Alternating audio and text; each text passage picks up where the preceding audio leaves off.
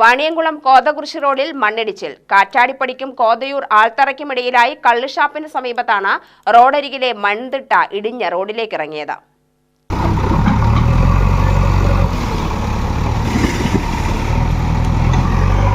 ബുധനാഴ്ച വൈകിട്ട് 5 മണിയോടെയാണ് സംഭവം.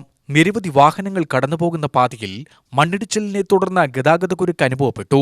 മണ്ണും കല്ലുകളും റോഡിൽ നിന്ന് പ്രദേശവാസികളുടെ സഹായത്താൽ JCB ഉപയോഗിച്ച് നീക്കം ചെയ്തുകൊണ്ടിരിക്കുകയാണ്.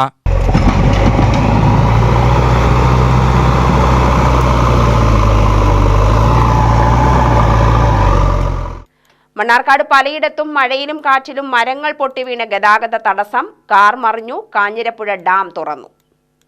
മണ്ണാർക്കാട് മേഖലയുടെ വിവിധ ഭാഗങ്ങളിൽ ഇന്നലെ രാത്രിയിലും വൈകിട്ടും നിരവധി മരങ്ങളാണ് പൊട്ടിവീണത്.